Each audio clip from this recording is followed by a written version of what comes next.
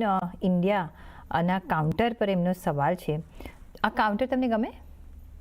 તો અગર આપણે ટેનોકોની વાત કરશું તો ટેનોકો હમણાં આઈપીઓના હાલમાં જે લિસ્ટ થવાના પછી આપણે જોયું કે સારી એવી આપણને પરફોર્મન્સ જોવા મળી હતી. ઓલમોસ્ટ 30% આપણે રિટર્ન્સ લિસ્ટિંગના બાદ જોવા મળી રહ્યા હતા. અને આગળ પણ અગર આપણે જોશું તો કાઉન્ટર ઘણું સારું લાગી રહ્યું છે અને ઘણું પોઝિટિવ પણ છે, કેમ કે જે ક્લીન એન્ડ સોલ્યુશન્સ અને ઓટોમોટિવ પાર્ટ્સમાં જે કંપનીનું માર્કેટ શેર આપણે જોશું તો ગ્લોબલ લીડર છે કંપની. ઓલમોસ્ટ 60% નું કંપનીના પાસે માર્કેટ શેર છે, જે પીવીસીવી અને બધા સેગમેન્ટના કાર્ડ્સને એના જે કમ્પોનન્ટ્સને સપ્લાયને લાર્જેસ્ટ સપ્લાયર છે બધા કાર્ડ્સ અને કમ્પોનન્ટ્સના માટે. તો દેટ ઇઝ મતલબ એના કારણે એક ઘણું સારું એક ડિમાન્ડ છે કંપનીના પાસે. અને ઉપરથી અગર આપણે શું વેલ્યુએશન વાઇઝ ઘણું રિઝનેબલી ટ્રેડ કરી રહ્યું છે એઝ પર ધ એ લોકોના જે પિયર્સ છે એના કમ્પેરિઝનમાં અગર આપણે જોશું તો વેલ્યુએશન વાઇઝ ઘણું સારું ઓલમોસ્ટ 23-24 પી પર કંપની લિસ્ટ થઈ છે, પી પર, જે આપણે એક સારા વેલ્યુએશન્સ કહી શકીએ છીએ. અને આગળ ચાલતા કંપનીના ઘણા બધા સારા પ્લાન્સ આવી રહ્યા છે.